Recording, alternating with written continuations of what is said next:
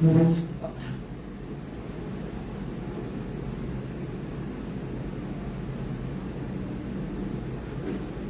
ส้มจีบเรียบสู้มาครูสักมาตัวเตียงปีพบโลกยุบจมูกเชียงใหม่และคณะปีประเทศฟิลิปปินส์สาจิตไหม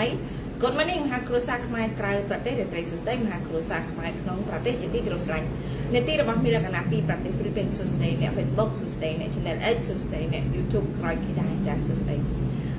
ไงอังเกีย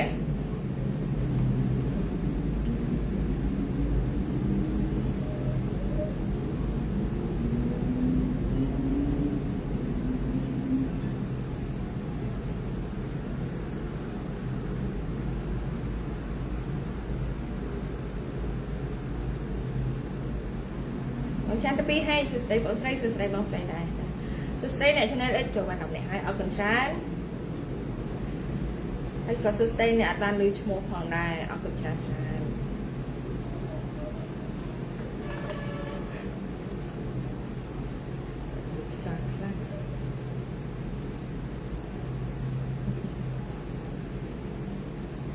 สุดใจทั้งไงโอเคนะสุดใจ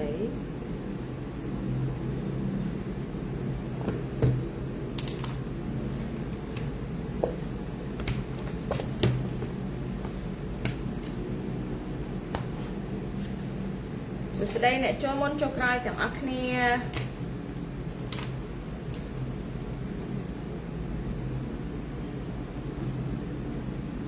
แล้วก็สุดได้สำหรับพองจะยิ้มบัดเอาจานเด็ดบัดเป็นยังไงnơiแต่พอđấy nèผู้ชงนี่กดไม่นิ่งแล้วพูดสุดได้เนี่ยแคนาดาต่างประเทศฝั่งไหนไอ้สุดได้เนี่ยชนะไอ้ต่างประเทศได้เอาคนชนะส่วนกำลังเรียนไตรสุดได้จะเรียนไตรสุดได้เอาคนชนะส่วนกำลังให้ก็เอาคนเนี่ยไอ้ไม่โดนไอ้ไม่ได้ไอ้ไล่ต่างประเทศได้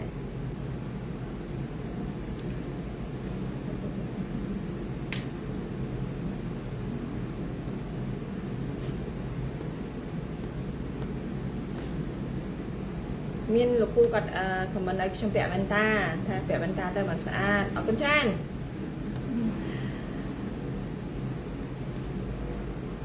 คนนัดเป็ดสุดได้มาทีด้าสุดได้โอลากันนัดใครนี่โอนบันพอไปยังใบโอนจมห้อยปะฮอกบ้องจมห้อยปอกเฉียงนะโอเคผู้ชมกำลังสรงจ้าสุดได้มันได้สุดได้โอนไลน์สุดได้เนี่ยกระเรต่างอักเนี่ยนะบางคน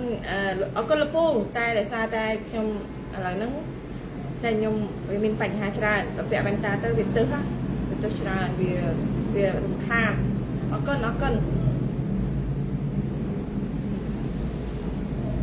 โอเค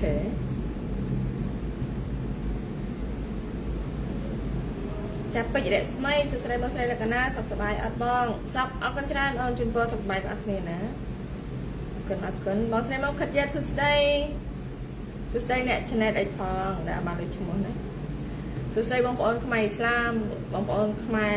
เลิกขมายกันดาขมายกรอมขมายจนจิตผิดได้ขมายอิสลามหนึ่งขมายตัวเตียงปีพบโลกจิตขมายแต่มวยสุดได้ต่างอักนี้ส่วนจันวันแหละทอนได้ใส่สุดได้องค์โซลิน่า hello sister yes สุดได้บางองค์โซลิน่าได้ yeahจีวันน่าสุดได้ดบองสุดได้แบบติดนะวันแรกกันนะจุนปอยบอกเป็นสกปรกอ๋อสัตว์ทว่างเอาคนชราแต่ขนมทานในน้องบอกน้องน้องกูแต่จับใจจริงๆเป็นนะโอเคเอาคนปลาไม่เยอะเลยใจสุดได้อ๋อปลาไม่เยอะส่วนกุมลีปลาไม่เยอะโดยชั่วโมงเชิญเพลงอัดดังเอาคนปลาไม่เยอะเอาคนชราโอเคcon có la pisay suốt đấy là phụ thông đông suốt đấy đấy con từng ác này chả suốt đấy từng ác này có khi nhằm bên này từng ác này mình là cả đã cái sợi ta ai sợi ta covid đó vậy đúng không cả đã đôi đã sai chẳng chả phải đang luôn xỉu xỉu thật hám một chả phải đang chỉ nhằm từng cái đấy của chúng taตะขมมละเมียด អាហ្នឹងវាជួយកាត់បន្ថយរយៈពេលខ្លីមករយៈពេលដែលវាអាចជួយការពារអ្នកទាំងអស់គ្នាបានណាយុជាសួស្ដីបងស្រីសួស្ដីបងប្រុសបងស្រីផងដែរអរគុណហើយសួស្ដីអ្នក channel អីអត់បានលើឈ្មោះអរគុណច្រើនអ្នកទាំងអស់គ្នាជាទីស្រឡាញ់ទាំងអស់គ្នាណា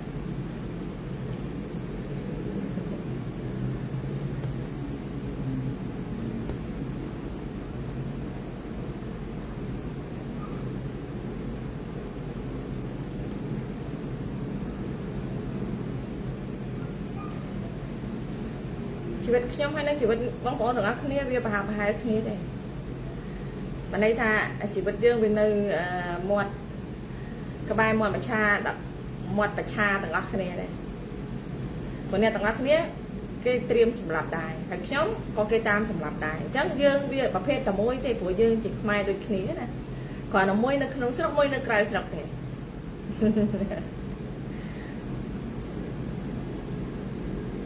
តែអ្វីដែលយើងធ្វើបានមិនមែនតែឲ្យគេសម្រាប់ស្រួលទេយើងក៏ប្រយ័ត្នហើយយើងក៏រកវិធីសាស្ត្រការពារឲ្យអស់លទ្ធភាពដែលយើងអាចធ្វើបានតើយើងនៅមានដង្ហើម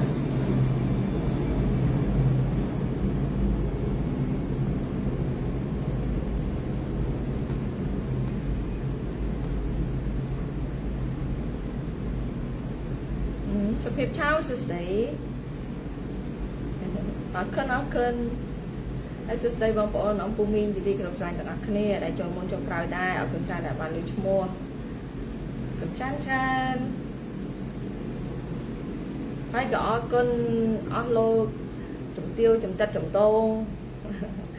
លោកមន្ត្រីទាំងឡាយទាំងពួងដែលយកចិត្តទុកដាក់នៅលើព័ត៌មានរបស់លក្ខណៈផងដែរអរគុណច្រើន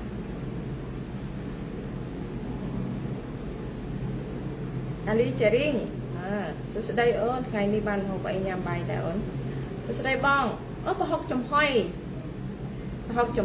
ងចំហុយតលណាអូនមិនសូវបានចិញ្ច្រាំទេព្រោះវាអត់មានប្រសាំងចំហុយទៅហើយមានថ្ងៃនេះទិញបានទំពាំងយកមកស្ងោរវាដើម្បីជ្រលក់ណាទំពាំងទៅតកូនស្ងោរមកត្រប់បន្តិចទៅក្រូចឆ្មាខ្ចីហ្នឹងសបកវាហ្នឹងយើងច្បាច់ក្រូចហើយច្បាច់យកទឹកហើយយើងយកសបកវាហ្នឹងយកមកជ្រលក់ហាន់ស្ដើងជ្រលក់ប្រហុកទៅខ្ទឹមក្រហមបន្តិចមកបងប្អូនព្យាយាមញ៉ាំខ្ទឹមក្រហមខ្ទឹមសខ្ទឹមបារាំងឲ្យបានច្រើនវាជួយបានច្រើនណាបងប្អូនណាព្យាយាមញ៉ាំវាបានច្រើនណាគ្រប់ពេលដែលយើងញ៉ាំអាហារហ្នឹងបើអាចព្យាយាមយើងផ្ទាប់ជាមួយនឹងបន្លែផ្សេងជួយបានច្រើនណាជួយសុខភាពជាពិសេសពេលដែលគេស្រែកកូវីដហ្នឹងឯង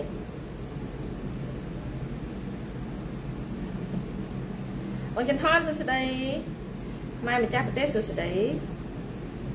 ទោះជាខ្ញុំអាយុ67សូម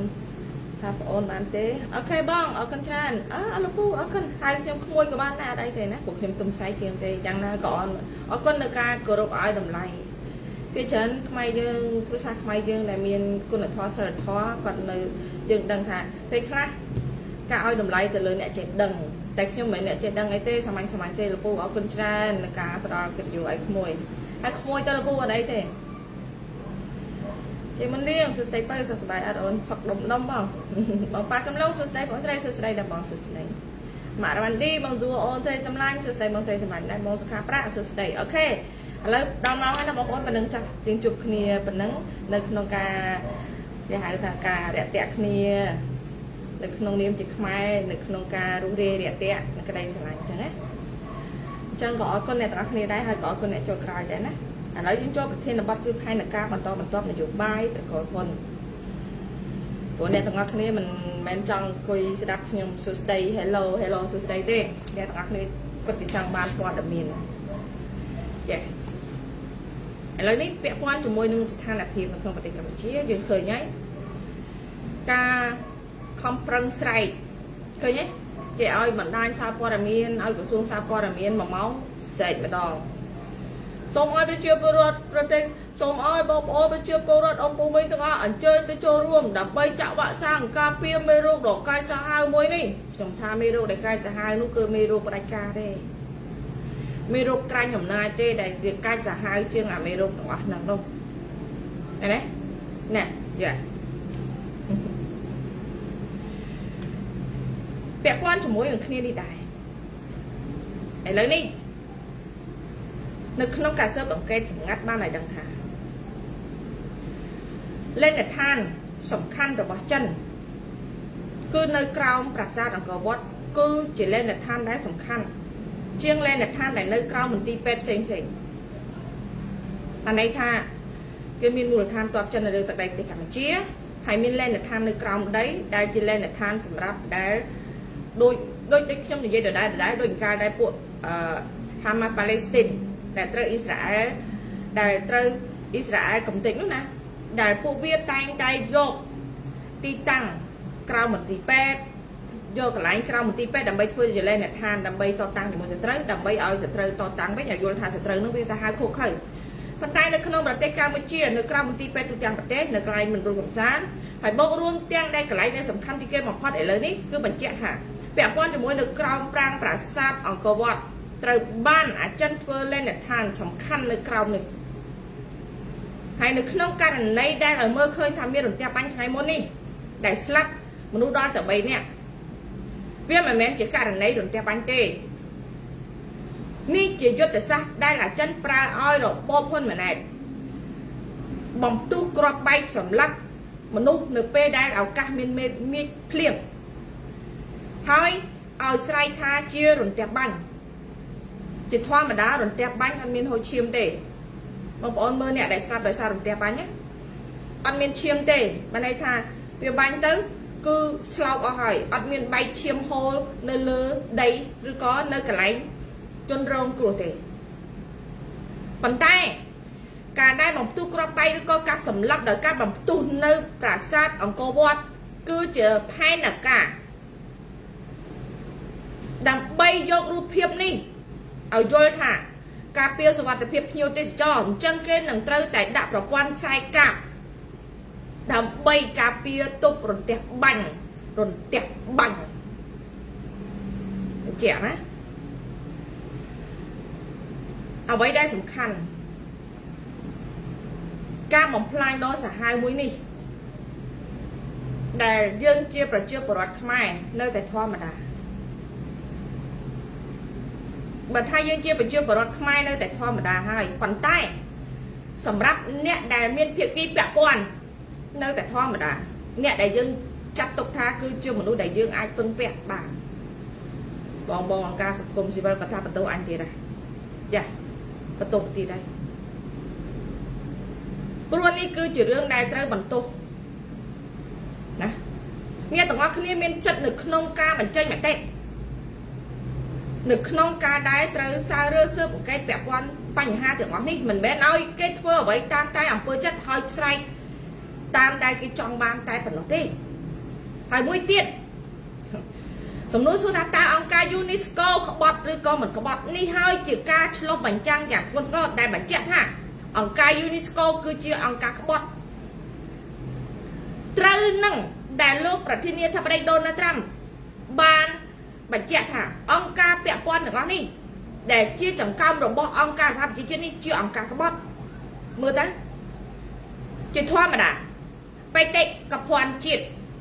កាលណាបានចុះបញ្ជីអង្គការ UNESCO បានន័យថាជាអង្គការបេតិកភណ្ឌពិភពលោកអញ្ចឹងទ្រព្យសម្បត្តិនេះគឺជាទ្រព្យសម្បត្តិពិភពលោកហេតុអ្វីបានជាបណ្ដោយឲ្យអាយួនណាចិនធ្វើកំទេចបំផ្លាញបែបហ្នឹងដោយមិនមានការទប់ស្កាត់មិនមានការហាមឃាត់ហើយមិនមានការចេញសេចក្តីប្រកាសថ្លែងការណ៍មួយបដិសេធនៅក្នុងទង្វើទាំងអស់នេះមិនតែប៉ុណ្ណោះបើសិនជាអង្គការ UNESCO នេះអត់ក្បត់ហេតុអ្វីបានជាអាចិនអាចធ្វើលេនដ្ឋានទ័ពនៅក្រោមប្រាង្គប្រាសាទរបស់ខ្មែរបានដោយសម្រេចអាហ្នឹងបញ្ជាក់ណា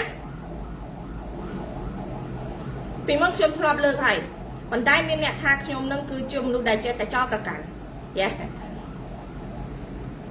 ចោទបានចោទហើយប្រកាន់បានចេះតែប្រកាន់ហើយព្រោះអីទាន់មានឱកាសប្រកាន់មានឱកាសចោទតែងាប់បាត់ទៅចោទលេងបានហើយប្រកាន់លេងបានហើយងាប់បាត់ហើយមានឱកាសណាចោទប្រកាន់បានមែនទេហើយសំណួរសួរថាមិនតែប៉ុណ្ណោះនៅក្នុងការរៀបផែនការនេះគេឲ្យយល់អីទៀតឲ្យប្រព័ន្ធផ្សព្វផ្សាយមួយចំនួន លើកឡើងអំពីប្រវត្តិសាស្ត្ររបស់វីរៈបុរសដូនតាខ្មែរអ្នកសាងអង្គរដែលមានអាយុកាលរាប់ពាន់ឆ្នាំមកហើយកាលដែលបង្កើតឧបករណ៍ទប់រន្ទះនេះខ្មែរយើងដូនតាខ្មែរយើងគឺជាអ្នកបង្កើតដែលមានអាយុកាលរាប់ពាន់ឆ្នាំមកហើយឃើញទេចុះអាពេលមុនមិនក៏មិននិយាយពេលដែលរៀបចំផែនការដើម្បីឲ្យអាចិនគ្រប់គ្រងប្រព័ន្ធទាំងអស់នេះដើម្បីបំផ្លាញហេតុអ្វីទើបតែបញ្ចេញឲ្យយល់ថាអូណែការសិក្សាស្រាវជ្រាវប្រវត្តិសាស្ត្ររបស់ខ្មែរដូនតាខ្មែរពូកែណែបើដូនតាខ្មែរអត់ពូកែអត់មានភាសាអង្គរវត្តនៅថ្ងៃហ្នឹងទេនិយាយត្រូវហើយឲ្យយល់ថាណែដូនតាខ្មែរបានជាអ្នកបង្កើតឧបករណ៍ទប់រន្ទះនេះដែលចេះបង្កើតឧបករណ៍ទប់រន្ទះនេះគឺរយៈពេលរាប់រយពាន់ឆ្នាំរាប់ពាន់ឆ្នាំមកហើយវាស្របគ្នាពេកមែនទេហើយវាស្របអីទៀតស្របពេលដែលរបាយការណ៍អន្តរជាតិនេះគេបញ្ចេញមកទៀតរបាយការណ៍ស៊ើបអង្កេតទាំងអស់នេះបញ្ចេញមកទៀត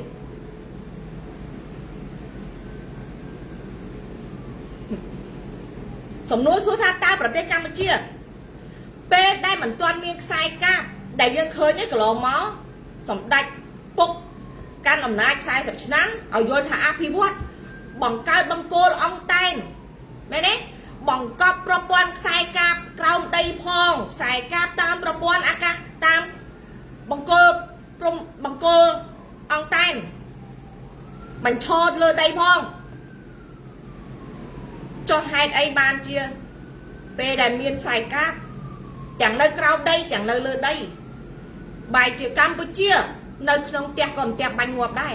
សម័យដែលមិនទាន់មានប្រព័ន្ធខ្សែកាបខ្មែរខែភ្លៀងនាំគ្នាទៅចាប់កង្កែប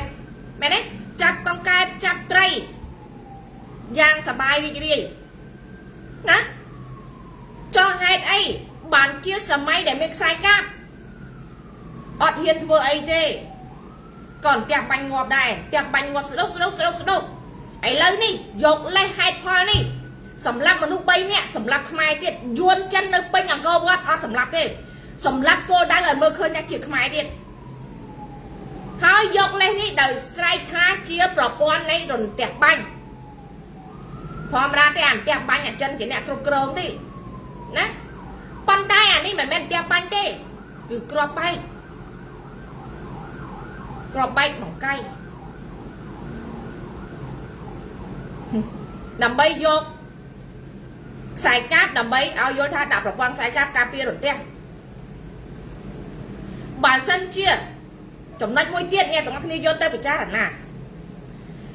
เพจរបស់ក្រុមសម្ដេចគាត់ប្រកាសថាប្រវត្តិដូនតាខ្មែរចេះផលិតឧបករណ៍ទប់រន្ទះយេ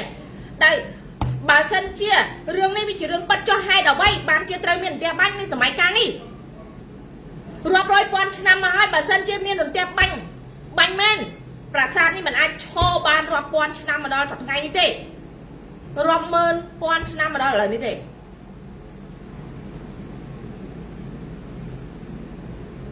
សរុបមកវិញទី1យកបេតិកភណ្ឌជាតិរបស់ប្រទេសមួយទាំងមូលដែលជាប្រាសាទអង្គរវត្តរបស់ខ្មែរនេះដែលជាតំណាងឲ្យប្រទេសជាតិមួយទាំងមូលនេះយកមកកំតិចបែបលក្ខណៈអន្តរជាតិទៀតផងអន្តរជាតិបែបណាយកតំបន់ប្រាង្គប្រាសាទរបស់ខ្មែរដែលនៅក្រោមប្រាង្គប្រាសាទធ្វើលេនដ្ឋានដែលសំខាន់ហើយវាក៏ដឹងច្បាស់ដែរបើដរាបណាវាបង្កសង្គ្រាមជាមួយនឹងតៃវ៉ាន់លេនដ្ឋានទាំងអស់នេះវាច្បាស់ជាត្រូវការប្រើហើយកាលណាវាត្រូវការប្រើពេលដែលអន្តរជាតិអ្នកដែលភាគីម្ខាងទៀតគេត្រូវកម្ចាត់ពួកវាច្បាស់ណាស់គេនឹងត្រូវកំទេចលេនដ្ឋាននៅក្រោមដីរបស់វាហើយសួរថាបើគេកំទេចលេនដ្ឋាននៅក្រោមដីចុះអានៅលើដីនឹងនៅសល់ទេសំណួរ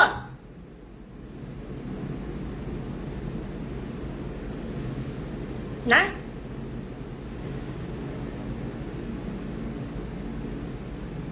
បាទអ្នកទាំងអស់គ្នាជ្រើសរើសដេកនៅថ្ងៃនេះបានន័យថាអ្នកទាំងអស់គ្នាជ្រើសរើស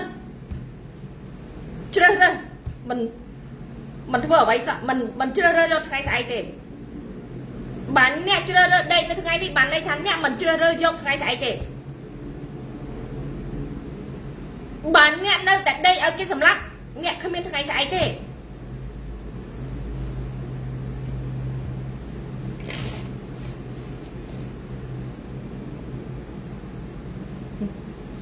bạn cha mà nói tiếp rồi bóp hơn mà này bạn điệp trong tam hai là ca rồi bóp chuôn chân bằng tu crop bay sầm lắc mai bay nè hỏi say tha rồi đẹp banh phần tay miền chiêm đọn nơi còn lại lắm ấy lơ rồi cả ơi ở nhà thô ở vô thả nhà thô áp ra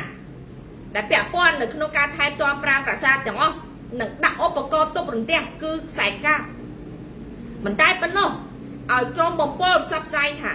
cả đặt đi rồi tam rồi vọt ra đồn đá khmai để khmai ban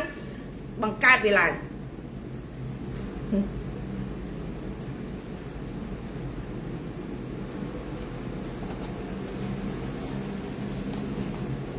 trong bỏ sai phần nắng chưa bỏ khmai còn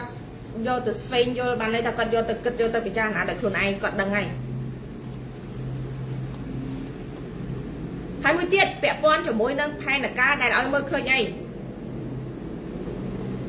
ហើយដល់ឲ្យបានជាកាលពីខែកុម្ភៈកន្លងទៅនេះហ៊ុនម៉ាណែតឡើងមកហ្វីលីពីនបើយើងមើលទៅថាគឺបំពេញទស្សនកិច្ចរវាងប្រទេសហ្វីលីពីននិងកម្ពុជានៅរូបភាពខាងក្រៅគឺបំពេញទស្សនកិច្ចរវាងប្រទេសនិងប្រទេសប៉ុន្តែដូចខ្ញុំប្រាប់អញ្ចឹងប្រទេសណាក៏ដោយក៏មានខ្ញុំបម្រើរបស់អាចិនកុម្មុយនីដែរបានន័យថាមានមន្ត្រីដែលក្បត់ប្រទេសជាតិខ្លួនឯងដោយសារតែផលប្រយោជន៍គឺលុយនឹងដែរហើយមន្ត្រីទាំងអស់នោះភាគច្រើនគឺជាមន្ត្រីជាន់ខ្ពស់ធំដែលមានតួនាទីនៅក្នុងការសម្រេចនិងអនុម័តអ្វីមួយហ៊ុនម៉ាណែតឡើងមកហ្វីលីពីនលើកនេះកន្លងមកនេះនៅក្នុងខែកុម្ភៈកន្លងទៅឆ្នាំ2025នេះគឺបានបង្កើតនៅគេហៅថាបាននាំសាររបស់អាចិនដើម្បីឲ្យខ្ញុំបម្រើវាដែលជាជនក្បត់ប្រទេសហ្វីលីពីនត្រូវតែបំផ្ទុះមេរោគកូវីដនិងបំភ័យប្រជាពលរដ្ឋហ្វីលីពីនឲ្យចាក់វ៉ាក់សាំងកូវីដដោយធ្វើនៅកម្ពុជានេះឥឡូវនេះឲ្យតែគ្រួសារត្រកូលហ៊ុនចេញដំណើរទៅតំបន់ណាមួយបើយើងមើលទៅថាទៅបំពេញទស្សនកិច្ចប៉ុន្តែអ្វីគ្រប់យ៉ាងគឺទៅដើម្បីរៀបផែនការបញ្ជាបានន័យថាទទួលបទបញ្ជាទៅចង្អុលបង្ហាញឲ្យមន្ត្រីឬក៏មេដឹកនាំនៅក្នុងប្រទេសទាំងអស់នោះអនុវត្តផែនការនេះមេរោគហើយនឹងវ៉ាក់សាំងមិនតែប៉ុណ្ណោះទេផែនការទាំងអស់នេះពួកមន្ត្រីក្បត់ប្រទេសគ្រប់ទាំងអស់នោះគឺបានដឹងរួចទៅហើយគ្រាន់តែថាតើហ៊ានអនុវត្តឬក៏មិនហ៊ានតែបើមិនហ៊ានគេនឹងរុញឲ្យគ្រួសារមិនថាហ៊ុនសែនមិនថាហ៊ុនម៉ាណែតត្រូវតែទៅបំពេញទស្សនកិច្ចទៅបំពេញទស្សនកិច្ចហើយឥឡូវនេះទៅបំពេញទស្សនកិច្ចនៅជប៉ុនដើម្បីជំរុញឲ្យជប៉ុនត្រូវតែបំផ្ទុះមេរោគហើយនឹងចាក់វ៉ាក់សាំងទាល់តែបានតាមបញ្ជារបស់អាចិនឥឡូវនេះនៅក្នុងប្រទេសហ្វីលីពីន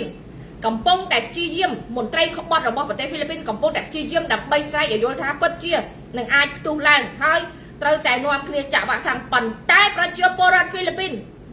strong គ្រាន់តែផ្សព្វផ្សាយចេញភ្លាមប្រជាពលរដ្ឋហ្វីលីពីនដែ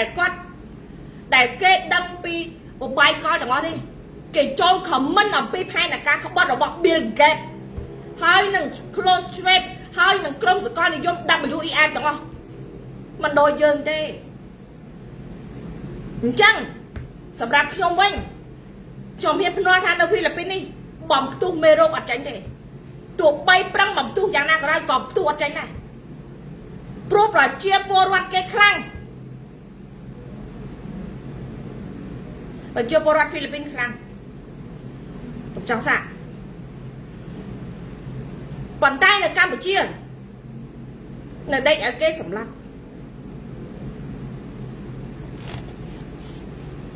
ហើយមន្ត្រីដែលក្បត់ប្រទេសនីមួយពាក់ព័ន្ធកំពុងតែស្រែកកូវីដនេះ បើប្រទេសណាហ៊ានស្រែកបានន័យថាមន្ត្រីនោះគឺជាមន្ត្រីជាន់ខ្ពស់នៅក្នុងផ្នែកក្រសួងសុខាភិបាលវាមិនពិបាកនៅក្នុងការកំណត់ចំណាំថាជនក្បត់ជាតិរបស់ប្រទេសនីមួយៗគឺជាអ្នកណាទេឥឡូវនេះហើយគេនឹងស៊ើបអង្កេតនៅពេលបន្ទាប់ដរាបណានៅតែបន្តប្រកាសមេរោគមិនតែប៉ុណ្ណោះប្រព័ន្ធផ្សព្វផ្សាយគ្រប់ប្រភេទណាដែលជាប្រព័ន្ធស្ថាប័នធំដែលគេហៅថាស្ថាប័នដែលមានវិជ្ជាជីវៈក្របខ័ណ្ឌត្រឹមត្រូវដែលជួយផ្សព្វផ្សាយបំផុសមេរោគបានន័យថាពួកនេះហើយគឺក្រុមអ៊ុក្រិតជនដូចគ្នា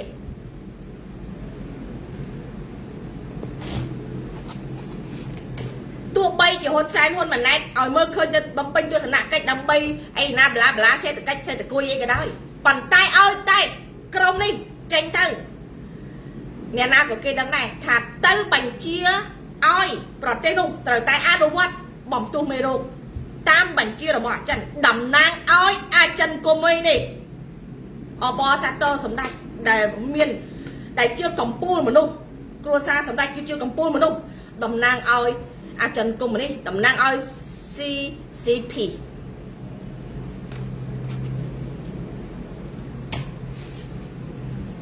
ហើយមួយទៀតពាក់ព័ន្ធជាមួយនឹងការចរចាពន្ធពាណិជ្ជកម្ម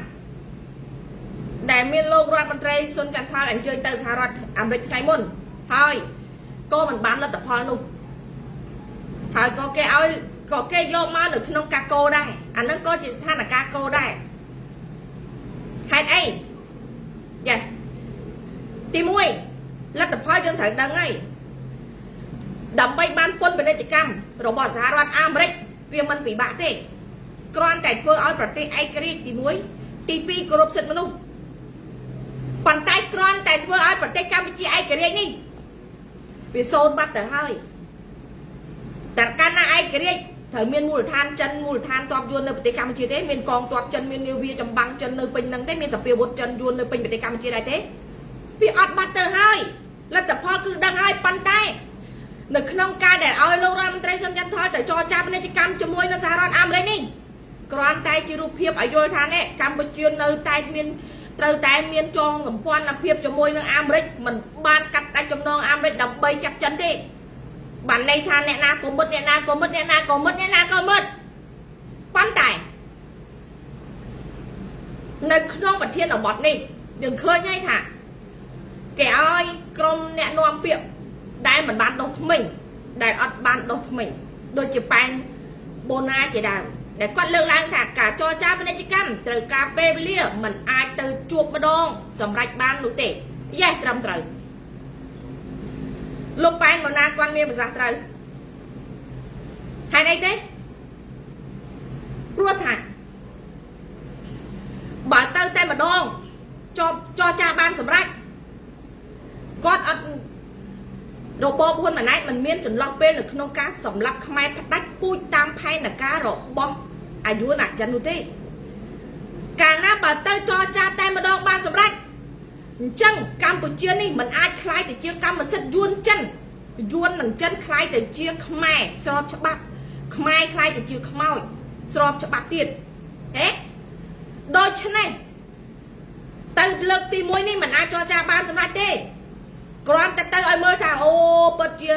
មិនបានចង់កាត់ផ្ដាច់ទំនាក់ទំនងជាមួយអាមេរិកទេដើម្បីជាឆាកសម្ដែងឲ្យខ្មែរមើលឲ្យអាមេរិកឬក៏អន្តរជាតិគេមើលតែប៉ុណ្ណោះប៉ុន្តែគេមើលធ្លុះដល់លីអូគាត់ហើយមែនទេសម្ដេចតើអ្នកវិភាគសាស្ត្របានគេមើលឃើញដល់លីអូយ៉ានេះហើយជាបញ្ហាអញ្ចឹងប្រសាសន៍របស់លោកប៉ែនបូណាក៏មានប្រសាសន៍ថាការចរចាពាណិជ្ជកម្មត្រូវការពេលវេលាមិនអាចទៅជួបម្ដងសម្រាប់បាននោះទេត្រឹមត្រូវបើទៅម្ដងបានសម្រាប់ខ្មែរមិនដាច់ពូជទេខ្មែរអាចងាប់អស់ដាច់ពូជទេតើតែសម្រាប់ខ្មែរមកប្រើនេះឲ្យដាច់ពូជអស់សិនមកប្រើនេះធានាថាអត់អាចរស់សំបីតែម្នាក់អញ្ចឹងកាលណាសម្រាប់ខ្មែរមកប្រើនេះអស់ហើយគេនឹងប្រកាសកំណើនប្រជាជនកម្ពុជាកើនឡើងមុនប្រហែលឆ្នាំមុន17លានអ្នកនឹងឡើងដល់ជាង20ឆ្នាំថ្មី2026 27នេះកំណើនរបស់ប្រជាជនបានកើនឡើងឧទាហរណ៍គេឲ្យមើលឃើញដូចជា สตรีขมายเยอะแต่เมียนการฉลองตันเล่โกนพลุใบเนี่ยจีดาวนี่คือชื่อรูปผมม้วนแต่กีกำปงแต่เรียบจอมหนึ่งน้องการชดชะเอาโยธาปฏิกรรมไปเชื่อปรดกำนันไปเชื่อปรดการล้างดอยซาแต่ไปเชื่อปรดขมายนะเมียนโกนการล้างหล่อโฮดอนเนี่ยครับโกนพลุใบโกนพลุบุญแกอันนั้นที่ยศจะสร้างบรรจบเราบอกแกแต่กีกำปงแต่เตรียมทั่วต่างกันนะใช่อันนั้นโดยฉะนั้นกาเตอร์จอจานี่ตัวใบจิตเตอร์ก็มันบานไหนปังใต้ไปได้สำลับเราเชื่อรถทำไมเอาให้จนล็อกเป็นการสุดทั้งไงแต่บอกที่นี่การสุดทั้งไงวิจารณ์ไปเยอะขนมการสำลับอะไรกูจุ๊กูขมายมากับปัดลัดนี่จะราจอพองเมโรพองดดเตียสำลับพองบังบอกบ่งลบไอ้กลุ่มประเภทพองนุ๊กอดแต่สำลับคลวนจองกอสำลับคลวนตัวจระนังไอ้แกอดเมียนลอยอดไอ้พองนุ๊กจะนายเชียนี่กัดสำลับนี่ตัวเป็นน้ำเมาพองเดียวนุ๊กทำไมตมเนืองทำไมมันตมเนืองจักตมเนืองไอ้พองเตี้ยจังทำการสุดไงนี่วิจารณ์ไปใช่โดยฉะนั้นเกณฑ์นั้นเอาเมื่อเคยค่ะการปฏิเชื่อตระการจอจ้าเป็นกิจกรรมจมวยนังสารวัตรอ้างเลยจังเกิดว่าโยธาปฏิไอกระเรียนะปฏิไอกระเรียให้หนึ่งจอจ้าเอาจันหนึ่งดอกครวนจันปั้นแต่จันดอกแต่ชั่วเตยวนดอกแต่ชั่วโดยสมัยขมาอาศัยอนุจังยวนดอกใจเป็นเด็กการปฏิเชื่อดอกแต่ชั่วเตยจันดอกใจเป็นการปฏิเชื่อดอกแต่ชั่วเตยให้แกเอาเมื่อคืนท่าสเปียววัดบอสจันไหนในครอบในกัมพูชีนี่คือเชี่ยจมนุ้ยอัดสมน้องดอลกัมพูชีแต่เอาไว้ครบย่างคือเชี่ยกาได้จะจ้องแผลแต่คือเชี่ยบอสจัน100%ประเทศบอสจันหายเชี่ยแค่บอสจันหายเชี่ยอุปกรณ์บอสจันตรงอ๋อปัจจัยกรณีปลายชั่วโมงแต่กัมพูชีอะไรนี่วันแต่เราลัทธิปัจจัยทำปัจจัยหายโปรในครอบในกัมพูชีอันเป็นขมายเด้เมียนแต่ยูนให้หนึ่งจันจังถือกรณีลัทธิปัจจัยทำปัจจัยเพื่อเอาจนจุดจันไหนเพื่อครูจีขมายลูกเมียนจีมาเพียบละอเมียนสัจไรเพียบเป็นเล็งเมียนไปเชื่อทำไตตรมตรไอกระเรียไอบลาบลาบลาบลาแมนเตโลปานโบนะแค่นี้ให้กำเจแต่ท่าขยมประชังกลายนั่นโลกเมียนภาษามาตรขยมพระตัดตรขยมมันประชังเต้นะกรมระบอโลกไตในนิยายข่าวเอาจากขยมโลกไอประชังกับโมกประชังกับโมกอะไรไม่ได้ขยมประชังเต้ขยมสอบอ่ะไอ้ยังปราบตัดสอบเอาไว้ได้โลกนิยายเตอร์ยังปราบตัดเตอร์โลกนิยายมีนภาษานั้นก็เตอร์นะนิยายนั้นภาษานั้นไปเตอร์ด้วยเนี่ย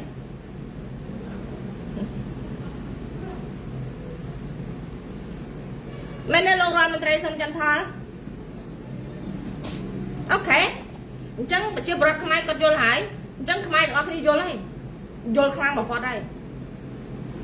ไอ้ไม่เตี้ยนเมียเนี่ยสู้ขยมทานแจ้ขยมเลือกลางทับเตยขนมของปงแต่งกวงเกอร์ปันใจในคางขนมสงัดไอจึงนมแม่แย่อะไรขยมสู้บองปอนมวยชอบแบบเส้นเจี๊ยดำหนักการนี่เตยขนมเราบอพ้นชายพ้นเหมือนไหนสงัดเงียบหายนั่งไอเมื่อคืนท่ามันเซอร์ซัวตามวยนาจกใจเจียงตามวยนาแต่พ้นเหมือนไหนคลาเจียงแต่เราบอพ้นชายพ้นเหมือนไหนคลาเจียง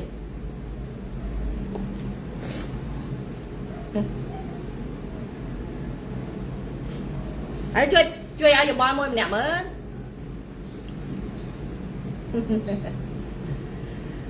เอาไว้ได้กี่คล้ายของพอดนะคือสงัดยังไงดำหนักการนี่ไงบาสันเจมีนcho là na cầm ra cả cái số được không cá cầm chặt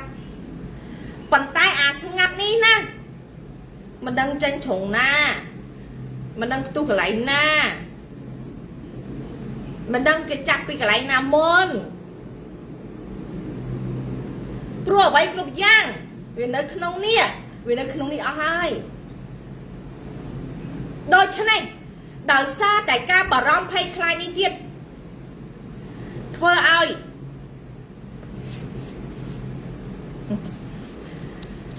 rồi bom cung mình đi đặt ca đê để chán đi can tại miền cam hay khai chồng cua một tray choán cua chia về sao cứ nghe ở đom sân này nghe ở đom sân này nghe ở đom sân này chăng tầm nạ ca đi nghe ở đom sân này thằng ông nu nâng tray tay sầm lạc luôn hai mình men sầm lạc luôn thoa mà đã từ lên thứ năm rồi tụt tận đây anh qua bài kia thao đại sao រកគេពីទេ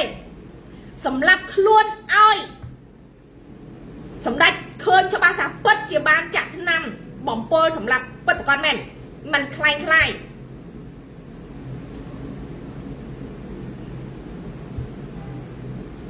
ឧត្តមសេនីយ៍ទាំងអស់គ្នា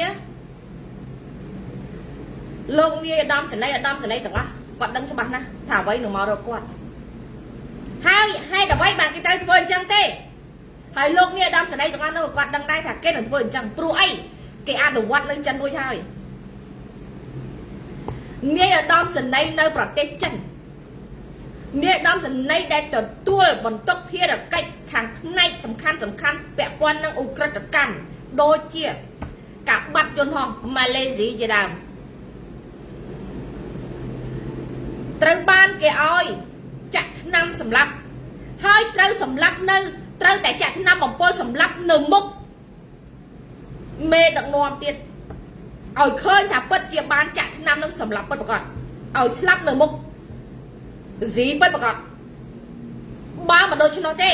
បានន័យថាបើសិនជាឲ្យនាយឧត្តមសេនីយ៍ទាំងអស់នេះរត់កិច្ចរួចខ្លួនច្បាស់ជាឧត្តមសេនីយ៍ទាំងអស់នេះរត់តែឲ្យអមជួយហើយគាត់នឹងរៀបរាប់អំពីអំពើឧក្រិដ្ឋធម្មតាពួកគាត់សុទ្ធតែទទួលផែនការវគ្គ1វគ្គ2នេះវគ្គ1ត្រូវសម្រាប់បែបណាវគ្គ2ត្រូវធ្វើបែបណាវគ្គ3ត្រូវធ្វើបែបណា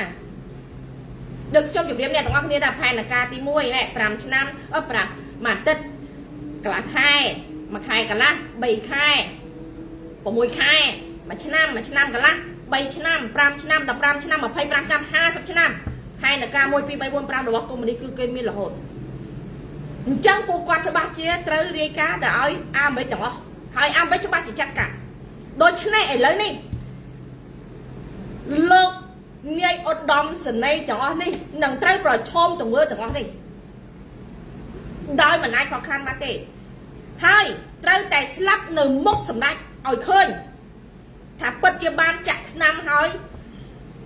ស្លាប់តាមឋានានុក្រមពិតប្រាកដមិនមែនថ្នាំคล้ายបើមិនដូច្នោះទេ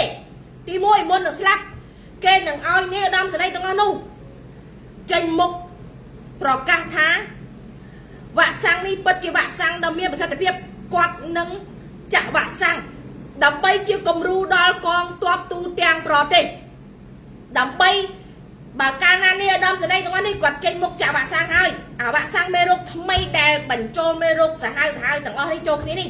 អញ្ចឹងតើកងទ័ពនៅក្រោមការគ្រប់គ្រងរបស់គាត់ហ៊ានប្រកែកថាមិនចាក់ដែរឬទេ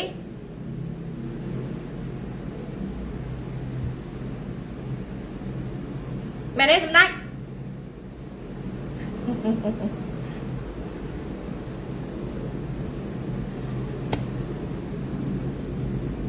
សម្រាប់រឿងទាំងអស់នេះដោយបងប្អូនប្រជាពលរដ្ឋខ្មែរអញ្ចឹងអ្នកនៅតែដេកសំងំគឺនៅតែសំងំអ្នកដែលត្រូវគិតថាត្រូវតែអនុវត្តគឺត្រូវតែអនុវត្តមន្ត្រីនៅខាងក្នុងក៏ដូចគ្នាអ្នកនៅតែសំងំប៉ុន្តែអ្នកដែលមិនសំងំតែក្នុងចិត្តកំពុងតែត្រៀមផែនការនេះហើយឯនេះណាគឺមានហើយដូច្នេះដូចខ្ញុំប្រាប់អញ្ចឹងរបបកុម្មុយនីសផ្ដាច់ការអាចរក្សាលំនឹងបានទី1គឺប្រមូលមនុស្សដែលសាហាវដើម្បីអមអំណាចលុយហើយនឹងអាវុធកាលណាលុយអាវុធហើយនឹងប្រព័ន្ធច្បាប់នៅក្រោមបាតជើងរបស់គេហើយអញ្ចឹងអំណាចទាំងអស់គឺរឹងមាំប៉ុន្តែបើដល់ដំណាក់កាលនេះលុយក៏មន្ត្រីទាំងអស់នោះមិនបានដែរនិយាយរួមផលប្រយោជន៍ទាំងអស់ដែលធ្លាប់បានមកជាកញ្ចប់ជាដុំ happy នៅក្នុងការប្រព្រឹត្តអំពើក្រក់ជាមួយនឹងរបបកុម្មុយនីសផ្ដាច់ការកន្លងមកវាត្រូវបានបណ្ដៃថាពួកគាត់គ្រាន់តែកើបលុយមកស៊ីមួយឆ្អែតចាយមួយឆ្អែតឥឡូវនេះលុយទាំងអស់នេះទូនាទីមុខតំណែងទាំងអស់គាត់ត្រូវតែបកគលឲ្យយួនចិនដែលជាសត្រូវឈ្លានពាន 100% គាត់លែងបានផលប្រយោជន៍នេះហើយជារូបភាពនៃការគិតនៅក្នុងខួរក្បាលរបស់ខ្មែរដែលមានតួនាទីមុខតំណែងសំខាន់នៅក្នុងរបបកុម្មុយនី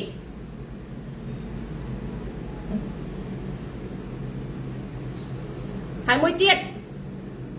គេថាខ្ញុំនិយាយនេះគឺដើម្បីនួយយកមកបែកបំបាក់ផ្ទៃក្នុងរបស់គណៈបកអរគុណដែលបានសរសើរអរគុណខ្លាំងណាស់ខ្ញុំមានមោទនភាពណាស់ដែលខ្ញុំមានស្នាដៃខ្លាំងពូកែបែបនេះពិតប្រាកដមែនបើសិនជាអាចខ្ញុំពិតជាមានមោទនភាពខ្លាំងមែនទេប៉ុន្តែសំណួរសួរថាតើមន្ត្រីទាំងអស់នោះគាត់ជឿខ្ញុំឬក៏ជឿគ្រួសារសម្ដេចគាត់មិនមែនជាមនុស្សល្ងងទេហើយពួកគាត់ស្គាល់ពីកញ្ចៅរបស់អាកុម្មុយនីសផ្ដាច់ការជឿអ្នកណាទាំងអស់នៅលើលោកមិនមែនខ្ញុំទៅស្គាល់ចិត្តសម្ដេចច្បាស់ជាងពួកគាត់ទេបើសិនជាខ្ញុំស្គាល់ចិត្តសម្ដេចច្បាស់ជាងពួកគាត់តំណែងសំខាន់នៅក្បែរសម្ដេចនេះគឺខ្ញុំបាត់ទៅហើយមិនមែនពួកគាត់ទេមែនទេសម្ដេច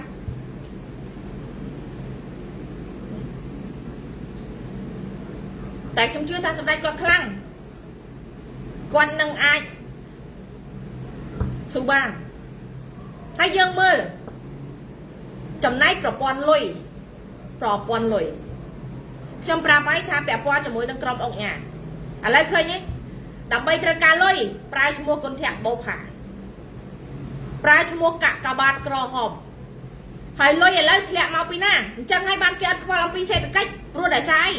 សេដ្ឋកិច្ចដែលគេអាចរក្សាអំណាចគឺពឹងលើអង្គញាប៉ុន្តែមិនប្រកាសថាអង្គញាទាំងអស់ហ្នឹងសប្បាយចិត្តនៅក្នុងការទម្លាក់លុយឲ្យទេព្រោះអង្គញាទាំងអស់ហ្នឹងនៅ5អញ្ចឹងមិនមែនសិតតែពួកដែលត្រូវអាឈាមសម្រាប់ឈាមប្រជាពលរដ្ឋយកខ្លាយទៅជាអង្គញាទាំងអស់ទេព្រោះកន្លែងសំខាន់សេដ្ឋកិច្ចដែលសំខាន់គឺគេបកគលឲ្យពួកសេរីអង្គញាកាន់លុយយួនចិនទេចំណែកអង្គញាដែលជាមហាសេដ្ឋីរកស៊ីដែលជាឈាមខ្មែរពិតប្រាកដគឺពួកគាត់មិនបានទេឧទាហរណ៍អីគេឧទាហរណ៍ដូចគាត់នាំទំនិញពីប្រទេសសេរីមកដឹកមកជញ្ជូនមកលក់នៅប្រទេសកម្ពុជាប៉ុន្តែដើម្បីឲ្យគាត់ឈរជើងបានលុះត្រាគាត់មានងារជាអង្គញាជាដើមឡាអាហ្នឹងដូច្នេះពួកគាត់រកស៊ីដោយគេហៅថាសុចរិតប៉ុន្តែ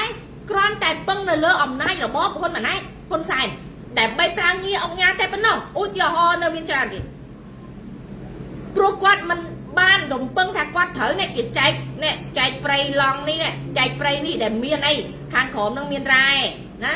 មានរ៉ែមានមាសណែខាងលើនឹងមានកញ្ញូងដែលមានដើម5អោប10អោបកាប់បានអត់ទេគាត់ដឹងតែអត់ហើយគាត់មិនអាចឈ្នះអាយុអចិនទេអ្វីដែលគាត់ធ្វើបានគឺការរកស៊ីប៉ុន្តែគ្រាន់តែចំណេញទីដូចច្រើនយ៉ាងណាគាត់អាចឈរជើងបានតែប៉ុណ្ណោះប៉ុន្តែការផលចំណេញបានលុះត្រាតែប្រទេសកម្ពុជាមានសេដ្ឋកិច្ចល្អប៉ុន្តែកម្ពុជាអត់ត្រូវការសេដ្ឋកិច្ចរបស់ទីផ្សារសេរីទេអត់ត្រូវការសេដ្ឋកិច្ចពិភពលោកទេហើយឲ្យយល់ថាមានតែសេដ្ឋកិច្ចចិនមកយកផលប្រយោជន៍យកទាំងសេដ្ឋកិច្ចហើយយកទាំងអ្វីដែលជារបស់អ្នកមានអំណាចកន្លងមកទាំងអស់ទៀតសំណួរសួរថាតើរបបហ៊ុនសែនហ៊ុនម៉ាណែតនៅពេលនេះតែក្នុងរបបពួកគាត់មានលំនឹងបែបណាខ្លះពេលមុនពេលដែលខ្ញុំជេររដ្ឋមន្ត្រីមួយចំនួនគេគិតថាអូគេនៅកាលមុនណាពេលដែលខ្ញុំជេរឧទាហរណ៍ប្រធានក្រសួងស្ថាប័នណាមួយបានន័យថាមេក្រសួងស្ថាប័នអស់នោះពិតជាស្មោះត្រង់ជាមួយរបបក្បត់ជាតិរបស់គ្រួសារតកូលហ៊ុនហ្នឹងឥឡូវនេះទោះបីជាខ្ញុំជេរឬក៏ខ្ញុំសរសើរក៏ពិបាកបែងចែកថាអ្នកណាស្មោះត្រង់អ្នកណាមិនស្មោះត្រង់ដែរហើយអ្វីទេព្រោះរបបកុម្មុយនីសផ្ដាច់ការគេប្រើយុទ្ធសាស្ត្រដែលគេហៅថាការពិតធ្វើឲ្យរឿងពិតคล้ายទៅជាមិនពិតធ្វើឲ្យរឿងមិនពិតคล้ายទៅជារឿងពិតដល់ពេលដែលយើងយកយុទ្ធសាស្ត្ររបស់គេយកមកដាក់ឲ្យគេវិញគេក៏បង្វែងវាស្របពេលនឹងកលៈទេសៈនេះដែលមន្ត្រីទាំងអស់នោះហើយរបបគ្រួសារតកូលហ៊ុនក៏ដឹងដែរថាអ្នកដែលគេនៅក្បែរខ្លួនគឺដោយសារបានផលប្រយោជន៍តែកាលណាឲ្យគេងាប់ឲ្យគេរងគ្រោះឲ្យគេខ្លាយទៅជាពពែមិនប្រកាសថាមនុស្ស10នាក់ព្រមធ្វើពពែទាំង10នាក់ទេ เอาไว้ได้สำคัญទៀតគឺវាស្របពេលដែរឥឡូវនេះយើងបានប្រមូលស្មារតីឈាមខ្មែរតែមួយដែលយើងឈប់ឆ្លោះឈប់ប្រកាន់គ្នារវាងខ្មែរនិងខ្មែរដោយយើងផ្ដោតនៅលើគោលដៅរួមឲ្យតែអ្នកឯងជាខ្មែរអ្នកឯងនាយឧត្តមសេនីយ៍ក៏ដោយរដ្ឋមន្ត្រីក៏ដោយជំទាវក៏ដោយចំតងក៏ដោយចំតិតក៏ដោយឲ្យតែខ្មែរណាពលិធានមន្ត្រីរាជការក៏ដោយបើសិនជាអាចទេលោកនាយករដ្ឋមន្ត្រីឯងទាំងឪទាំងកូនហ្នឹងក៏អាចបានដែរចូលរួមជាខ្មែរកំចាត់ខ្មាំងស្ត្រូវរបស់យើងគឺយួនចិនក៏ព្រមដែរក៏អូខេដែរសម្ដេចអាហ្នឹងឲ្យតែឈាមខ្មែរត្រឡប់មកវិញមកគឺអូខេហើយមែនទេចុះតើដំណាក់កាលនេះអ្វីជាបញ្ហាធំហើយតែ5អញ្ចឹងរបបកុម្មុយនីសផ្ដាច់ការនេះគឺបានដឹងលទ្ធផលខ្លួនឯងជាស្រេចទៅហើយមិនមែនមនុស្សល្ងងទេហ៊ុនម៉ាណែតបច្ច័នមនីនេះណាមនុស្សពូកែមនុស្សឆ្លាតពូកែទាំងចំណេះដឹងឆ្លាតទាំងឧបាយកលមិនមែនធម្មតាទេប៉ុន្តែអ្វីដែលគួរឲ្យសោកស្ដាយពូកែខាងក្បត់ជាតិពូកែខាងខូខើណាបើសិនជាពូកែនេះកลับមកឲ្យคล้ายទៅជាបេះដូងស្រឡាញ់ប្រជាជាតិស្រឡាញ់ប្រទេសជាតិខ្មែរគឺអស្ចារ្យតែម្ដងអ្នកណាក៏គេនឹងស្ញើសរសើរថាកម្ពុជាមានមេដឹកនាំវ័យក្មេងដ៏អស្ចារ្យណាធ្វើឲ្យប្រទេសរីកចម្រើនប្រជាពលរដ្ឋមានសេចក្តីសុខមានជីវភាពល្អគ្មានបំណុលប្រទេសមានចំណូលទេសចរដែលជាតំបន់ទេសចរលំហូរឡើងមានតាំងពីតំបន់ធម្មជាតិតំបន់ប្រាង្គប្រាសាទទូទាំងប្រទេសល្អដែលអាចរកចំណូលជួយឲ្យប្រជាកសិករមានទីផ្សារទៅលើទីផ្សារសេរីយ៉ាងល្អbla bla bla bla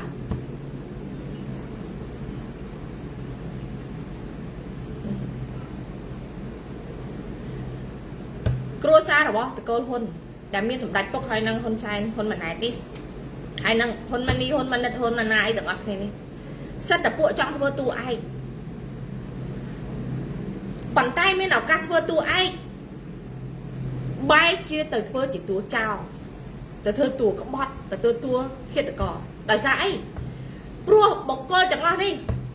មិនស្មោះត្រង់បើបុគ្គលទាំងអស់នេះស្មោះត្រង់ពួកគាត់នឹងធ្វើតួឯកហើយតួឯកអត់ឃ្លានអំណាចក្រាញ់អំណាច30-40ឆ្នាំទេ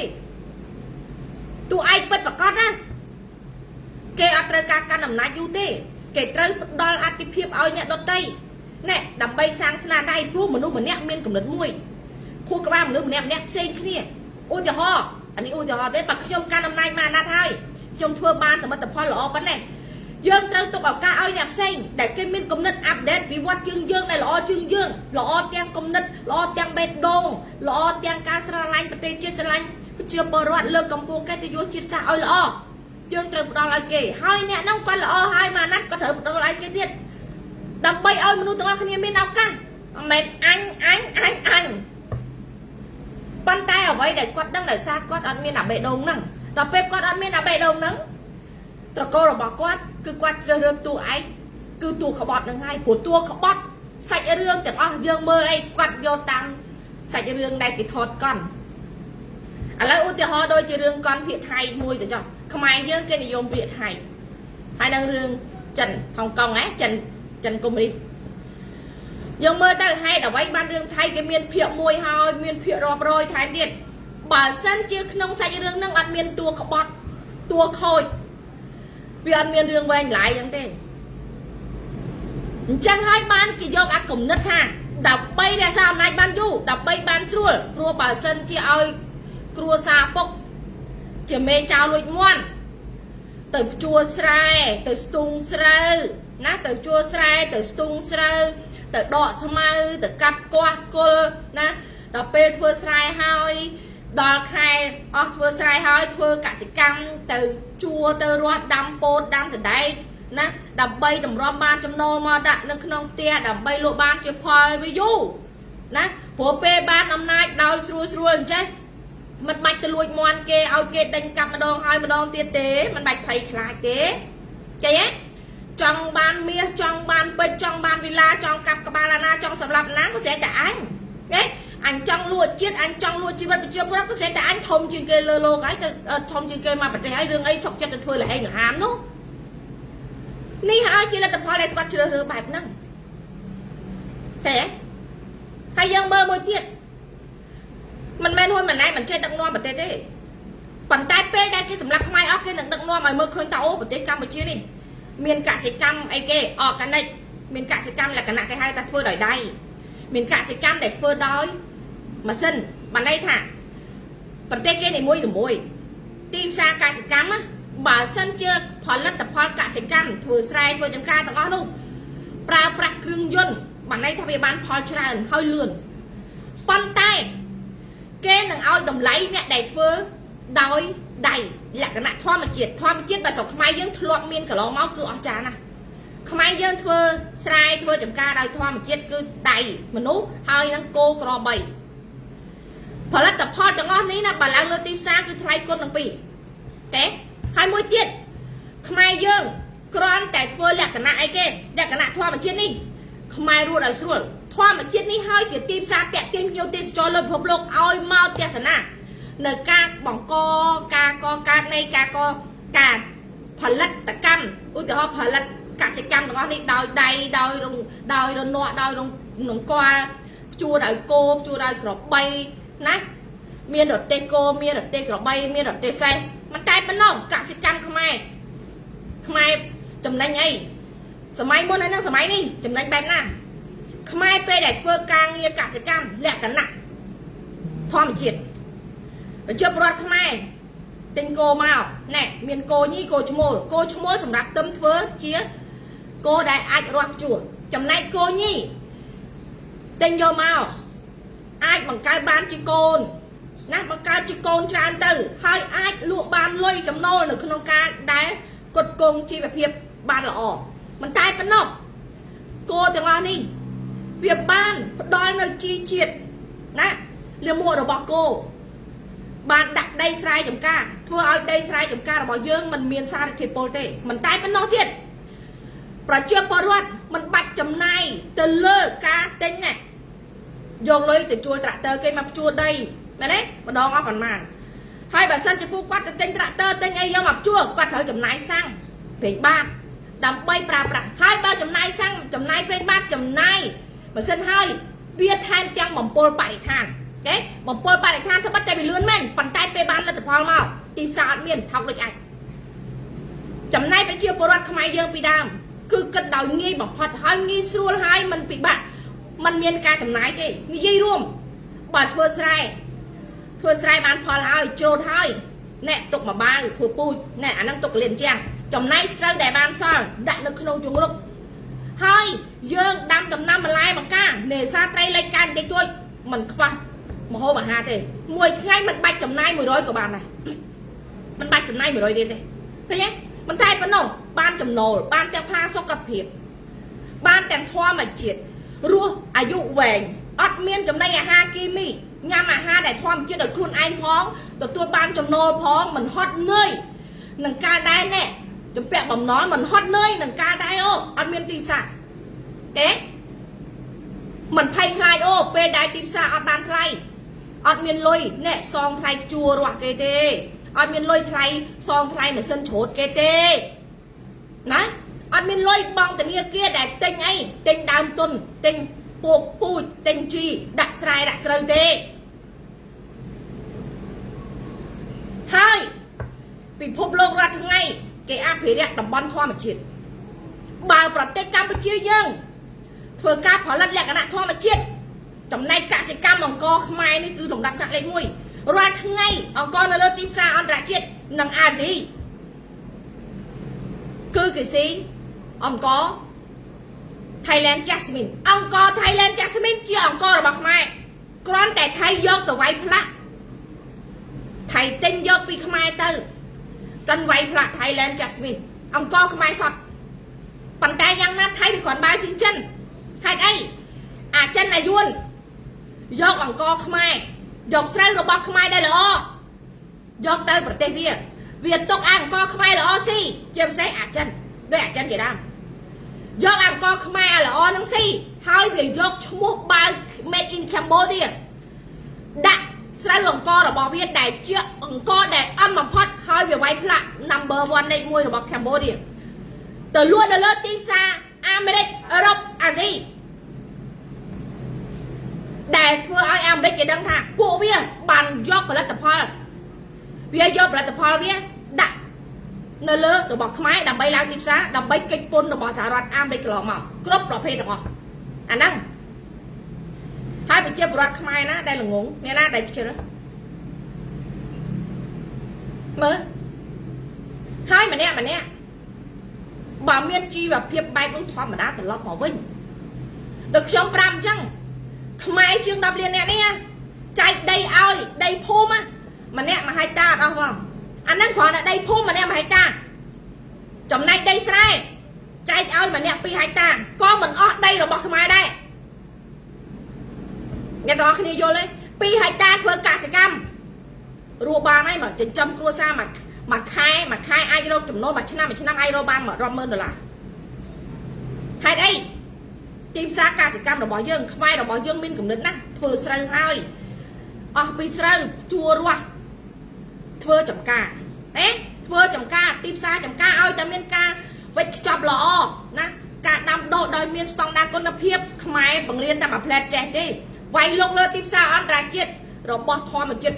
ល្អរបស់ខ្មែរបែបនេះអ្នកណាក៏គេស្រឡាញ់ដែរអ្នកណាក៏គេចង់បានដែរប៉ុន្តែសួរថាហេតុអីបានស្រុកខ្មែររាល់ថ្ងៃវេទនាអញ្ចឹងមកពីយើងទាំងអស់គ្នាដេកសន្តិភាពបើយើងកុំនៅតែដេកសន្តិភាពនៅខ្មោចបែបនេះយើងមិនវេទនាអញ្ចឹងទេអញ្ចឹងហើយបានសម្ដេចហ៊ុនម៉ាណែតគាត់ប្រាប់ថាអញ្ចឹងគាត់ប្រាប់ថា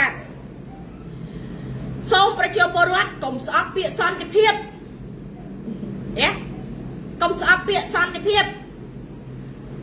នេះប្រជាពលរដ្ឋស្រឡាញ់ពាក្យសន្តិភាពប៉ុណ្ណឹងផង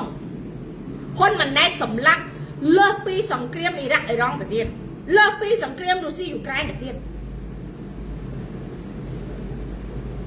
ណានឹងប្រជាពលរដ្ឋដេកស្រឡាញ់សន្តិភាពពាក្យសន្តិភាពផងអញ្ចឹងបងប្អូនដេកស្រឡាញ់សន្តិភាពទៀតទៅអ្នកដែលចង់រស់ដោយជីវិតមានសន្តិភាពពិតប្រាកដមិនមែនសន្តិភាពមិនមានភ្នោខ្មោចផងឥឡូវនឹងខ្មោច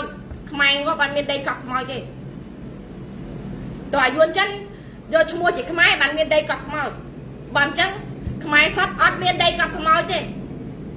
មានតែផេះហ្នឹងស្រួលហ្នឹងអត់មានអីខ្ចប់ផងបានតែកណាត់សមកដុំហ្នឹងមកកញ្ចប់ហ្នឹងតែយកមកខ្ចប់ទុកទៅចងបបិចទុកដាក់នៅតាណាមួយទៅឲ្យដឹងថាអូអាហ្នឹងធាតុរបស់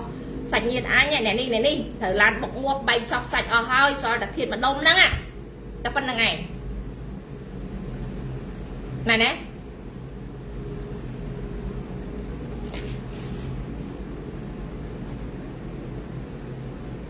មួយទៀតពាក់ព័ន្ធនឹងព័ត៌មានអន្តរជាតិសហរដ្ឋអាមេរិកនិងសហភាពនិងអឺរ៉ុបចាប់ផ្ដើមស៊ើបអង្កេតពេញលក្ខណៈលើអត្តសញ្ញាណសមាជិក CCP បានន័យថាប្រជាជនខ្មែរដែលស្ថិតនៅក្រោមរបបគ្រួសារតកូលហ៊ុនដែលតកូលហ៊ុនគឺជាខ្ញុំបម្រើរបស់ CCP នេះហើយត្រូវបានទៅរស់នៅប្រទេសសេរីទាំងអស់នោះនឹងត្រូវបានស៊ើបអង្កេតទាំងអស់ដូចជាជនអន្តោប្រវេសន៍សិទ្ធិជ្រកកោននិងមិនតែនឹងទ្រព្យសម្បត្តិទាំងអស់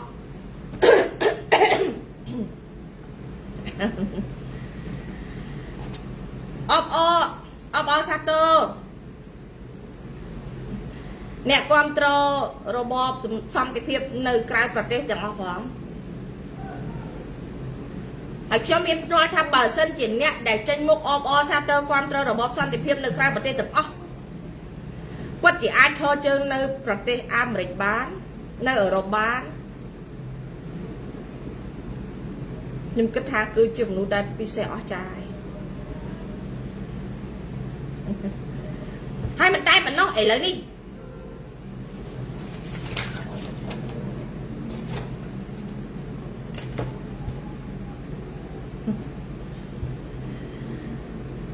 តឡាការរបស់សហរដ្ឋអាមេរិកបានអនុម័តអនុញ្ញាតឲ្យលោកប្រធានាធិបតីដូណាល់ត្រាំបញ្ជូនជនអន្តោប្រវេសន៍ខុសច្បាប់ដែលទទួលបានសិទ្ធិជ្រកកោនក្រោមរបបโจ Biden 50,000 នាក់នៅសហរដ្ឋអាមេរិកដែលចូលទូទាំងពិភពលោកនឹងត្រូវនិរទេសបញ្ជូនចេញពីសហរដ្ឋអាមេរិកទាំងអស់មិនតែប៉ុណ្ណោះនឹងមានការស៊ើបអង្កេតបន្តទៀត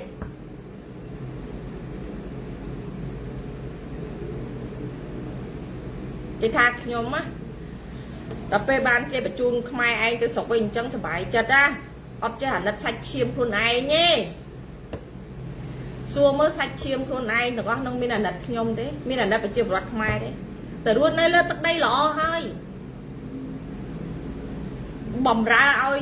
អាចោឃាតករឆ្លៀនពៀនយួនចិនបន្តអំណាចឲ្យឆ្កែបំរើសម្រាប់ខ្មែរខ្លួនឯងនេះអានោះវាខុសគ្នាប៉ុណ្ណាប៉ុន្តែកុំភ័យបើអ្នកទាំងអស់គ្នាស្រឡាញ់សន្តិភាពសម្ដេច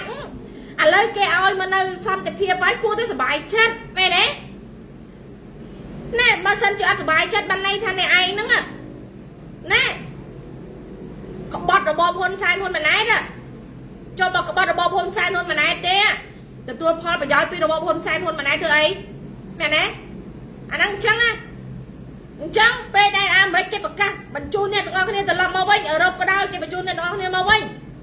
ខ្ញុំគិតថាអ្នកទាំងអស់គ្នាសំតារីករាយ happy ហើយព្រោះប្រទេសកម្ពុជាសន្តិភាពល្អនោះអីនេះឯងអួតណាការដឹកនាំល្អណាស់ណាប្លាអញ្ចឹងជាពិសេសអ្នកឯងទាំងអស់គ្នាបានមកនៅក្នុងប្រទេសកម្ពុជាក្រោមដំបូលសន្តិភាពអាកូវីដចំនួនទី2នេះទៀតហត់ទៅលយហត់ទៅអស់ចាឃើញទេលយមែនតើអស់ចានណាអបអសាទរបងអបអសាទរបងញ៉េមួយរយៈចុងក្រោយនេះដោយសារដឹងថាសហរដ្ឋអាមេរិកគេនឹងមានការស៊ើបអង្កេតអ្នកដែលចូលទៅសហរដ្ឋអាមេរិកដោយប្រើពាក្យថាជនអន្តោប្រវេសន៍ដែលរងគ្រោះដោយរបបផ្ដាច់ការប៉ុន្តែជាក្រុមប្រព័ន្ធឆ្វេងដែលជារចនាសម្ព័ន្ធឆ្វេងប្រជាធិបតេយ្យឆ្វេងនៅខំប្រឹងចេញស្រែកថាឲ្យយល់ថាស្អប់និងមិនគ្រប់គ្រងរបបហ៊ុនសែនហ៊ុនម៉ាណែតទេប៉ុន្តែកុំភ័យប្រព័ន្ធស៊ើបអង្កេតរបស់អាមេរិកមិនមែនសេរី Biden ទេមិនមែនសេរី Biden ដែលកើតជំងឺក្រពេញទេមហារីកក្រពេញទេកុំច្រឡំអីអញ្ចឹងខ្ញុំគិតថាដឹងខ្លួនមុនចេះគួរតែបើមានអីខ្លះបញ្ជូនទៅឲ្យអ្នកស្រុកខ្មែរផ្ញើទៅឲ្យអ្នកស្រុកខ្មែរដើម្បីឲ្យរបបហ៊ុនសែនហ៊ុនម៉ាណែតប្លន់ទៅហើយទៅព្រោះមួយទៀតអានេះជាឱកាសអីទៀតអ្នកដែលត្រូវបានបញ្ជូនទៅវិញច្បាស់ណាស់ត្រូវបញ្ជូនលុយឬក៏ផ្ញើលុយផ្ញើអីទៅផ្ញើសាច់ញាតិទុកឲ្យនៅក្នុងប្រទេសកម្ពុជាសុវត្ថិភាពជាចម្បងសង្ឃឹមថាมันមានអ្នកណាប្លន់សម្រាប់អ្នកទាំងអស់គ្នាទៅចោះនឹងជម្រាបឲ្យច្បាស់ណាអញ្ចឹងហើយនេះហើយជាលទ្ធផលដែលអ្នកឯងរាល់គ្នាក្បត់ភាពស្មោះត្រង់មនុស្សកាលណាតែក្បត់ភាពស្មោះត្រង់ណាអូខេអ្នកឯងជោគជ័យអ្នកឯងឆ្លាតអ្នកឯងអូពូកែប៉ុន្តែការពិតវានៅតែជាការពិតគ្មានអ្វីដែលអាចក្បត់ការពិតបានទេមុននឹងក្រោយប៉ុណ្ណោះ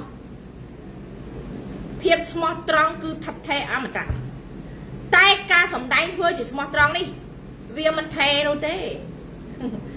អាហ្នឹងណាហើយមួយទៀត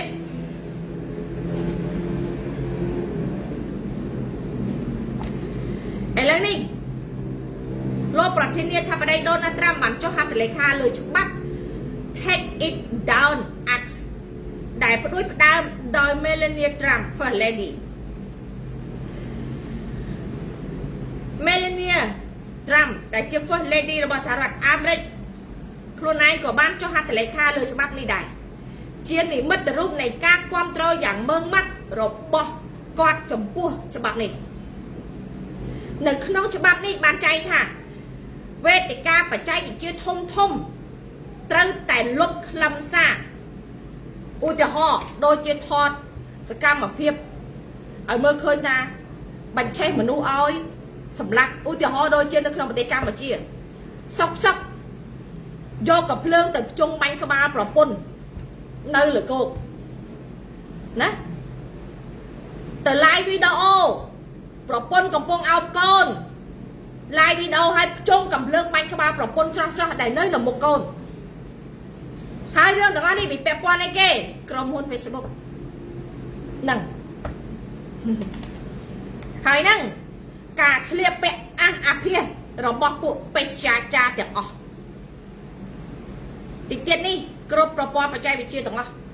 បើនៅតែមិនព្រមបិទអាហ្នឹង24ម៉ោងបើមិនព្រមទេប្រព័ន្ធបច្ចេកវិទ្យាធំទាំងអស់នេះនឹងត្រូវគេអនុវត្តច្បាប់បិទចោលហើយមិនតែប៉ុណ្ណោះអ្នកដែលនៅប្រព្រឹត្តការផ្សព្វផ្សាយទង្វើទាំងអស់នេះនឹងត្រូវមានទោសទៀតផងមានទោសជាប់គុកទៀតផងឆេយោ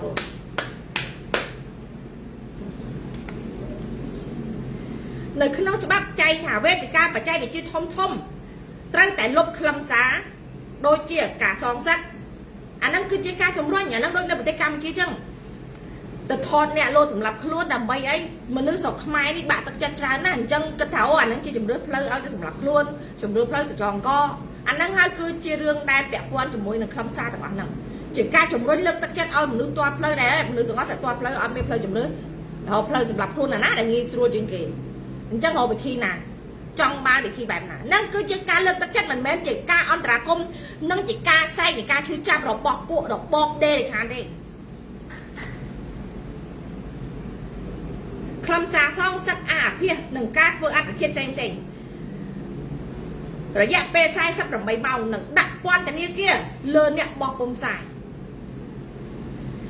ដោយសារបញ្ហាមិនតែប៉ុណ្ណោះដូចជាបញ្ហាមួលបង្កាច់ផ្លូវភេទយុវជនជាច្រើនមានការធ្វើឲ្យបាក់ទឹកចិត្តมันមានជំរឿននឹងជ្រើសរើសផ្លូវធ្វើអត្តឃាតនេះហើយជាលទ្ធផលនៃការបង្កើតមាតិកាទាំងអស់ហ្នឹងដូច្នេះ First Lady Melania Trump បដិញ្ញាការពារសុវត្ថិភាពតាមអ៊ីនធឺណិតនិងកុមារតាមអ៊ីនធឺណិតរបស់កុមារនិងក្មេងជំទង់និងជនរងគ្រោះទាំងអស់ឥឡូវនេះអនុម័តរួចហើយអញ្ចឹងតិចទៀតនេះប្រព័ន្ធផ្សព្វផ្សាយប្រព័ន្ធអ៊ីនធឺណិតធំទាំងអស់នេះបើសិនជាមិនកែសម្រួលនៅតែស៊ីលុយរបស់ហ៊ុនម៉ាណែតហ៊ុនសែនមួយឆ្នាំរាប់សម៉ឺនដុល្លារឆ្ងាញ់នឹងលុយរបស់ហ៊ុនម៉ាណែតរាប់សម៉ឺនដុល្លារដូចជា Facebook ជាដើមណាអញ្ចឹងអ្នកនឹងប្រឈមអីគង់តែដឹងទេខ្ញុំមិនដឹងទេអូខេអស់ហើយបងប្អូនទាំងអស់គ្នាណាអ្វីដែលអ្នកទាំងអស់គ្នាដូចជុំជម្រាបឲ្យអស់ហើយវាដដែលទេដូចខ្ញុំប្រាប់ចឹងជំរើសមានតែមួយទេគឺមានតែនិមន្តព្រះអាគីតែប៉ុណ្ណោះណាហើយអ្វីដែលសំខាន់គឺសាមគ្គីគ្នាអ្នកនៅខាងក្នុងធ្វើខាងក្នុងអ្នកនៅកន្លែងផ្សេងធ្វើផ្សេងគ្នារៀងខ្លួនអត់បង្កើតបកអត់បង្កើតពួកអត់បង្កើតក្រុមទេកាលណាបង្កើតបកពួកគឺស្មើនឹងស្លាប់បញ្ជាក់ឲ្យច្បាស់បង្កើតក្រុមបង្កើតបកពួកគឺនឹងស្លាប់បង្កើតក្រុមគឺនឹងស្លាប់ជាកញ្ចប់អូខេអរគុណជម្រាបលាជួបគ្នាថ្ងៃស្អែកអរគុណទាំងអស់គ្នា